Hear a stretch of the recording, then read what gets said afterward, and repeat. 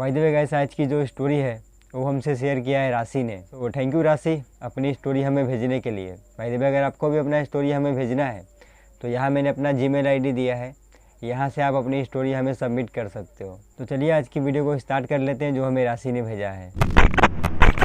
तो राशि उत्तर प्रदेश के मेरठ से बिलोंग करती है और ये जो स्टोरी है ये उसकी नहीं बल्कि उसकी छोटी बहन की है जिसका नाम श्वेता है। राशि एक गरीब परिवार से बिलोंग करती है, यही कारण है कि उसने ज़्यादा पढ़ाई नहीं किया और वो एक जॉब करती है। अपनी फैमिली की हेल्प करने के लिए वो काफ़ी टाइम से जॉब कर रही थी, लेकिन उसके जॉब करने के बाद भी उसकी फैमिली की फाइनेंशियल कंडीशन काफ़ी ज़्यादा ख़राब थी। इसी को देखते हुए श्वेता ने भी जॉब करने का फ़ैसला किया। जो कि राशि की छोटी बहन है श्वेता, उसने भी जॉब करने का फ़ैसला किया। उसने राशि को बोला कि अगर तुम्हारे कंपनी में कोई जगह है, कोई वैकेंसी खाली है, मुझे अगर जॉब मिल जाएगा तो मैं वहाँ पर काम करने के लिए तैयार हूँ। लेकिन राशि जहाँ काम करती थी उस कंपनी में कोई भी वैकेंसी खाली नहीं थी, तो उसने मना कर दिया कि मैं जहाँ काम करती हूँ वहाँ कोई जगह खाली नहीं है। फिर एक दिन उसके एक पड़ोस की आंटी ने श्वेता को बोला कि मैं जहाँ काम करती हूँ वहाँ पे काफ़ी जगह खाली है, अगर तुम चाहो तो मेरे साथ चलो मेरी कंपनी में, वहाँ अगर तुम्हें काम पसंद आएगा तो तुम काम कर लेना, क्योंकि वहाँ पे काफ़ी जगह अभी खाली है। श्वेता कहती है ठीक है, अगर ऐसा बात है तो मैं कल चलने के लिए तैयार हूँ। श्वेता अपने घर पे आती है, अपने घर वालों से इस बारे में बात करती है। श्वेता के घर वाले भी कहते हैं ठीक है, अगर तुम्हारा मन है तो तुम कल जाकर देख लो, तुम्हें अगर काम पसंद आता है तो कर लेना। अगले दिन श्वेता उस आंटी के साथ कंपनी के लिए निकल जाती है। कंपनी घर से ज़्यादा दूर नहीं था, तो दोनों पैदल ही जा रहे थे और रास्ते में ही एक रेलवे क्रॉसिंग पड़ता था, जो कि श्वेता के घर से थोड़ा दूर जाने के बाद, करीब आधा किलोमीटर आगे जाने के बाद एक रेलवे क्रॉसिंग पड़ता था और उस रेलवे क्रॉसिंग को पार करते ही वो कंपनी था जहां उन्हें जाना था। लेकिन वो जो रेलवे क्रॉसिंग था वहां पे आए दिन बहुत सारी घटनाएं वगैरह होती रहती थी। काफ़ी लोग वहां पे सुसाइड भी करते थे, काफ़ी लोग गलती से भी वहां पे ट्रेन के नीचे आ जाते थे। इस तरह से बहुत सारी दुर्घटनाएँ वहाँ पर होती रहती थी। उस दिन शाम को जब श्वेता अपने घर आई तो राशि ने उससे पूछा कि क्या हुआ, जॉब मिल गया तुम्हें? तो श्वेता ने कहा कि नहीं, मुझे काम पसंद नहीं आया, इसलिए मैंने मना कर दिया। राशि ने कहा कोई बात नहीं, काम पसंद नहीं आया तो रहने दो, हम किसी और जगह पे ट्राई करेंगे, तुम्हें किसी और कंपनी में अच्छी जॉब ज़रूर मिल जाएगी। फिर रात को श्वेता और राशि खाना खाने के बाद सोने चले जाते हैं। उनका घर काफ़ी छोटा था, मात्र 2 या 3 कमरे थे उनके घर में, तो श्वेता और राशि एक ही कमरे में सोते थे। उस रात को श्वेता की तबीयत अचानक से काफ़ी ज़्यादा ख़राब हो जाती है। उसे अचानक से बहुत तेज़ बुखार चढ़ जाता है। राशि को ये बात समझ में नहीं आता, क्योंकि शाम तक तो उसकी बहन सही थी, जब तक वो रूम में सोने आई थी तब तक वो नॉर्मल थी, लेकिन सोने के बाद अचानक से इतनी तेज़ी से बुखार चढ़ जाना, इतनी ख़राब हालत हो जाना, ये बात राशि को उतना समझ में आता नहीं है। राशि भागकर दूसरे रूम में जाती है और वहाँ से श्वेता के लिए दवा लेकर आती है। दवा लाने के बाद वो खाने के लिए देती है उसको, लेकिन श्वेता दवा खाने से मना कर देती है। श्वेता ज़ोर ज़ोर से रोना चालू कर देती है। राशि को ये बात काफ़ी अजीब लगता है, क्योंकि इससे पहले श्वेता ने ऐसा कभी नहीं किया था और वो काफ़ी ज़ोर ज़ोर से रो रही थी। राशि ने पूछा क्या हुआ, तुम रो क्यों रही हो, लेकिन उसने किसी बात का जवाब नहीं दिया, वो बस रोए ही जा रही थी। राशि को ये बात बहुत अजीब लग रहा था, क्योंकि श्वेता ने इससे पहले ऐसा कभी नहीं किया था। राशि ने सुबह होकर देखा तो श्वेता अपने बिस्तर पर सोई हुई थी। तो राशि ने रात वाली बात अपने मम्मी पापा को बताया।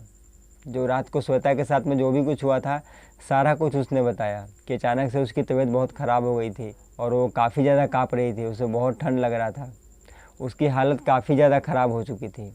सारी बात राशि ने बताया। राशि की मम्मी कहती है ठीक है, तुम लोग तैयार हो जाओ, हम लोग श्वेता को लेके किसी डॉक्टर के पास जाते हैं, उसका इलाज करवाते हैं, उसका चेकअप करवाते हैं क्या हुआ है उसको। राशि भी कहती है ठीक है। दोनों लोग तैयार हो जाते हैं और फिर रूम में जाते हैं श्वेता को लेने के लिए। तो जाकर वो देखते हैं श्वेता अपने बिस्तर पे बैठी हुई थी। तो उसकी मम्मी कहती है कि तुम फटाक से तैयार हो जाओ, हमें डॉक्टर के पास जाना है।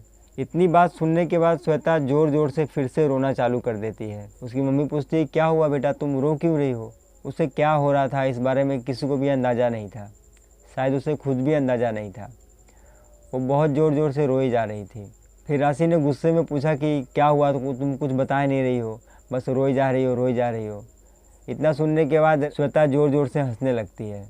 ये बात उनकी मम्मी को काफ़ी अजीब लगता है, क्योंकि ऐसा उसने पहले कभी नहीं किया था। उसकी कितनी भी तबीयत ख़राब होती थी वो कभी रोती नहीं थी, बट आज ऐसा क्या हो रहा है कि वो इतना रो रही है और रोने के साथ वो हंस भी रही है। घर वाले काफ़ी ज़्यादा परेशान थे। लेकिन हंसते हंसते श्वेता वहाँ पे बेहोश हो जाती है। तो राशि ने तुरंत डॉक्टर को फ़ोन किया और डॉक्टर को अपने घर पे बुलाते हैं। डॉक्टर आके चेकअप करते हैं और बोलते हैं कि इसे बुखार बहुत तेज़ है, शायद इसीलिए ऐसी हरकत कर रही है। वो इंजेक्शन देते हैं, कुछ दवाइयाँ वगैरह देते हैं और बोलते हैं कि 1-2 दिन में ये ठीक हो जाएगी। उसके बाद डॉक्टर वहाँ से चले जाते हैं। डॉक्टर के जाने के बाद राशि के घर के आसपास के जितने भी लोग थे, आस पड़ोस के सभी लोग वहाँ पे आ जाते हैं श्वेता को देखने के लिए कि क्या हुआ क्या नहीं। श्वेता उस टाइम सोई हुई थी, तो राशि ने उसे उठाया दवा पिलाने के लिए। बाकी आस पड़ोस के लोग जितने भी थे सब वहीं पे थे, उनके सामने ही श्वेता को उठाया दवा पिलाने के लिए। लेकिन उठने के बाद श्वेता ने फिर से वही हरकतें चालू कर दिया।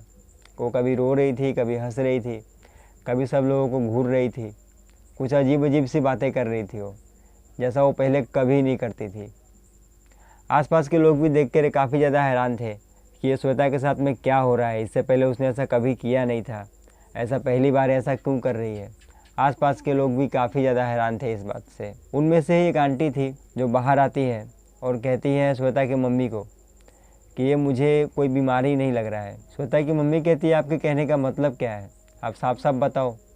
वो आंटी कहती है कि ये मुझे कोई बीमारी नहीं लग रहा है, बल्कि मुझे ऐसा लग रहा है कि इसके ऊपर किसी बुरी आत्मा का साया है जो इसे परेशान कर रही है। श्वेता की मम्मी कहती है कि आप इतनी यकीन के साथ कैसे बोल सकती हो। तो वो आंटी कहती है कि करीब 4 साल पहले मेरे भाई की बेटी के साथ भी ऐसा ही हुआ था, वो भी ऐसी ही हरकतें ही कर रही थी। हमने उसे भी बहुत सारे डॉक्टर लोग को दिखाया था, बहुत दवाई वगैरह करवाया, लेकिन वो ठीक नहीं हो पाई। फिर हम लोग उसे एक बाबा जी के पास लेके गए, वहाँ पर जाकर वो ठीक हुई थी और अभी तक वो बिल्कुल ठीक है। राशि की मम्मी कहती है कि आप इस टाइम में भी भूत प्रेत जैसी बातों पे यकीन करती हो।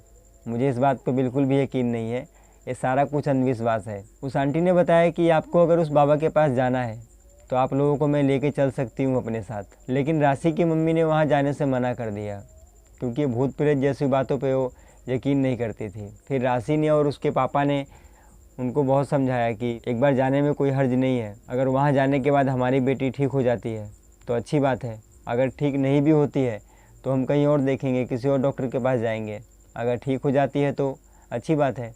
काफ़ी ज़्यादा समझाने के बाद उसकी मम्मी भी वहाँ जाने के लिए मान जाती है। अगले दिन राशि की फैमिली उस आंटी के साथ श्वेता को लेकर उस गांव में जाते हैं जहाँ वो बाबा जी रहते थे। उस गांव में एक मंदिर था, बाबा जी उसी मंदिर में रहते थे, लेकिन मंदिर थोड़ा गांव से थोड़ी ऊंची जगह पे था, तो सभी लोग वहाँ से पैदल जाने लगते हैं। श्वेता जब मंदिर के थोड़ा पास पहुँच जाती है, जब वो लोग मंदिर के थोड़ा पास पहुँच जाते हैं तो श्वेता एकदम से वहाँ पे चिल्लाती है बहुत ज़ोर से और वहीं पे वो गिर के बेहोश हो जाती है। तो आंटी कहती है कि हम लोग इसे गोद में उठा लेते हैं और मंदिर में लेके चलते हैं, बाबा जी सब ठीक कर देंगे। श्वेता के पापा उसे उठाने के लिए जाते हैं, लेकिन श्वेता का वज़न इतना ज़्यादा हो गया था कि उसे वो उठा नहीं पा रहे थे अकेले। तो सभी लोग वहाँ पे हैरान थे कि ऐसा कैसे हो सकता है, अचानक से किसी का वज़न इतना ज़्यादा कैसे बढ़ सकता है, और वो भी एक बीमार लड़की का जो कि 3-4 दिनों से बीमार है, उसका वज़न इतना ज़्यादा कैसे हो सकता है कि कोई आदमी उसे उठा ना पाए। वो सब लोग इस बात से काफ़ी ज़्यादा परेशान होते हैं। तभी उस मंदिर से 2 लोग आते हैं जो बाबा के शिष्य होते हैं। वो लोग श्वेता को उठा करके मंदिर के अंदर लेकर जाते हैं और जाकर बाबा जहाँ बैठे होते हैं बाबा के सामने श्वेता को लेटा देते हैं। बाबा जी श्वेता की नब्ज़ चेक करते हैं और उसके घर वालों से पूछते हैं कि आपने 2-3 दिन पहले इसे कहीं पे भेजा था क्या। तो वो लोग कहते हैं कि हाँ, काम के सिलसिले में 2-3 दिन पहले एक आंटी के साथ बाहर गई थी और जब घर पे वापस आई उसी रात से ये सब स्टार्ट हो गया है, उसी रात से बीमार है। बाबा जी कहते हैं कि ये सारी परेशानियां वहीं से शुरू हुई है, लेकिन आप लोग चिंता मत करो, आपकी बेटी जल्दी ठीक हो जाएगी। बाबा जी एक काला धागा लेकर के श्वेता के गले में पहना देते हैं और उसके घर वालों से बोलते हैं कि जब तक ये पूरी तरह से ठीक नहीं हो जाएगी तब तक आप लोग ये धागा इसके गले से मत निकालना। वो धागा गले में पहनने के थोड़ी देर के बाद श्वेता होश में आ जाती है और होश में आने के बाद वो नॉर्मल बातें करने लगती है सभी लोग से। वो कहती है मैं यहाँ कैसे आ गई हूँ, मुझे घर जाना है, आप लोग मुझे यहाँ पे क्यों लेके आ गए हो, मैं बिल्कुल ठीक हूँ, मुझे घर जाना है, घर चलो। ऐसे नॉर्मल बातें करने लगती है सभी लोग से। बाबा जी कहते हैं अब सब कुछ ठीक है, आप लोग लेके जाओ, जब ये पूरी तरीके से जब ठीक हो जाएगी तो आप इसके गले से धागा निकाल देना। सभी लोग यहाँ पे बेफिक्र हो जाते हैं कि अब सब कुछ ठीक हो गया है, बाबा जी ने सब ठीक कर दिया है। राशि के घर वाले काफ़ी खुश थे कि श्वेता अब ठीक हो चुकी है। सभी लोग अपने घर पे वापस आ जाते हैं। अब श्वेता अपने घर में आ गई थी। कुछ दिनों तक सब कुछ नॉर्मल था, उसके साथ कुछ भी नहीं हुआ। लेकिन उसके बाद श्वेता की तबीयत अचानक से ख़राब होने लगती थी। कभी वो बीमार रहती थी तो कभी ठीक हो जाती थी, फिर बीमार पड़ जाती थी, फिर ठीक हो जाती थी। ज़्यादातर वो बीमार ही रहती थी। इसीलिए उसका ध्यान रखने के लिए घर में कोई ना कोई हमेशा उसके पास रहता था।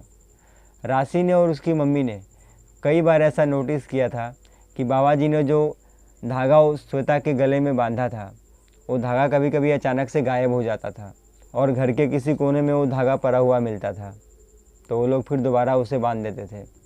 श्वेता से कई बार पूछते थे कि ये धागा तुमने गले से निकाला है क्या, तुमने फेंका है क्या, पर श्वेता हर बार मना करती थी कि मैंने नहीं किया है, मैंने नहीं निकाला है।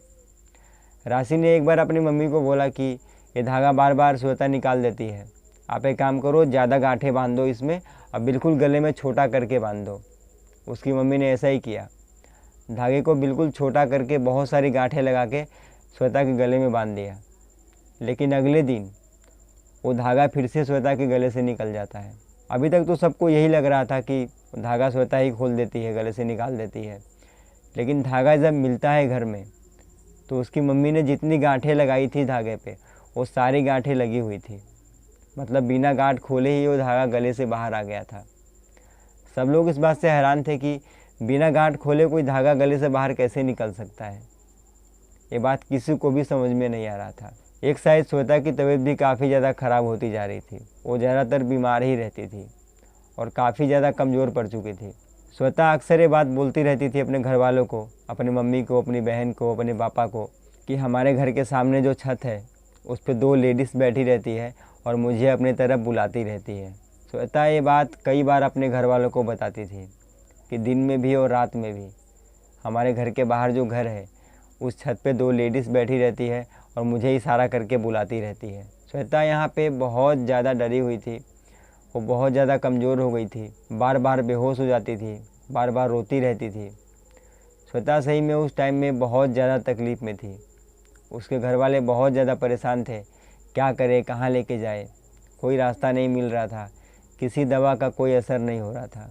उसके घर वाले फिर उसे दोबारा उसी बाबा जी के पास लेके जाते हैं और सारी प्रॉब्लम उन्हें दोबारा बताते हैं। बाबा जी को ये बात भी बताते हैं कि वो धागा श्वेता के गले से अचानक गायब भी हो जाता है। बाबा जी यहाँ पे काफ़ी ज़्यादा परेशान हो जाते हैं।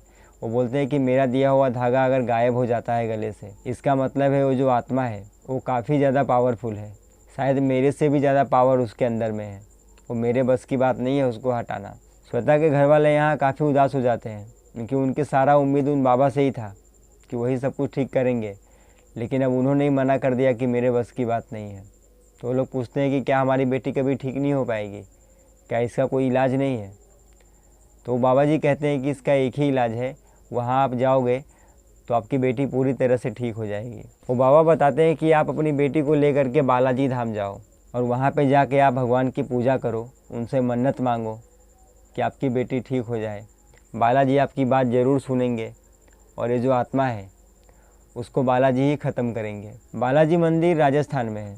इस मंदिर के बारे में मैंने भी ज़्यादा कुछ सुना नहीं है, लेकिन जितना कुछ सुना है लोग तो यही कहते हैं कि वहाँ पे भूत प्रेत जैसी समस्याएं ठीक हो जाती है। भूत प्रेत जैसी समस्याएं लेकर जो लोग वहाँ पे जाते हैं उनकी प्रॉब्लम वहाँ पे ठीक हो जाती है। शायद यही कारण था कि बाबा जी ने उनकी फैमिली को वहीं जाने के लिए कहा था। राशि की पूरी फैमिली अगले दिन बालाजी पहुँच जाते हैं और वो लोग लाइन में खड़े रहते हैं। लाइन में थोड़ी देर खड़े रहने के बाद श्वेता अचानक से मंदिर की तरफ भागने लगती है। राशि और उसके पापा भी उसके पीछे भागते हैं उसे पकड़ने के लिए। थोड़ी दूर भागने के बाद एक पुजारी जी उनके रास्ते में मिलते हैं। राशि के पापा को कहते हैं कि आपको इनके पीछे भागने की कोई भी ज़रूरत नहीं है, आपकी बेटी मंदिर में जा रही है, वहाँ जाएगी, वहाँ जाते ही वो बिल्कुल नॉर्मल हो जाएगी। उसके साथ जो भी प्रॉब्लम है बालाजी उस प्रॉब्लम को ठीक करेंगे, आपकी बेटी नॉर्मल हो जाएगी। आप यहाँ पे सच्चे मन से पूजा करो और यहाँ से आप चले जाना, आपकी बेटी पूरी तरह से ठीक हो जाएगी। पंडित जी की बात सुनने के बाद सभी लोग वहाँ पे नॉर्मल हो जाते हैं। सब लोगों ने वहाँ पे पूजा पाठ किया। श्वेता भी उस टाइम में वहाँ पे नॉर्मल हो गई थी और सभी लोग खुशी खुशी घर आ गए। सारी प्रॉब्लम उसकी दूर हो गई। जो भी कुछ उसे हुआ था, जो भी आत्मा का वास उसके शरीर में हो गया था, सब कुछ ठीक हो गया। जो औरत उसे दिखाई देती थी वो सब भी बंद हो गया। श्वेता पहले की तरह नॉर्मल हो गई, खुश रहने लगी। राशि ने बताया कि आज भी राशि की फैमिली बालाजी महाराज की पूजा हर रोज़ करती है, क्योंकि उनके वजह से ही श्वेता आज खुश है, एक अच्छी कंपनी में जॉब करती है और वो पूरी तरह से ठीक है। ये सब बालाजी की वजह से ही ठीक है। तो यही थी हमारी आज की स्टोरी जो हमें राशि ने शेयर किया था, जो उसकी छोटी बहन के साथ में हुआ था। आई होप कि आपको पसंद आया होगा। अगर आपके पास भी कोई ऐसी स्टोरी है जो आप चाहते हो मैं अपने चैनल पे सुनाऊँ, तो यहाँ मैंने अपना जीमेल आईडी दिया है, यहाँ पे आप मुझे सबमिट कर सकते हो। तो आज की वीडियो में इतना ही। वीडियो अच्छा लगा हो तो लाइक कर देना, चैनल पे पहली बार आए हो तो सब्सक्राइब भी कर देना। जल्दी मिलते हैं एक नई वीडियो में, तब तक के लिए बाय बाय एंड टेक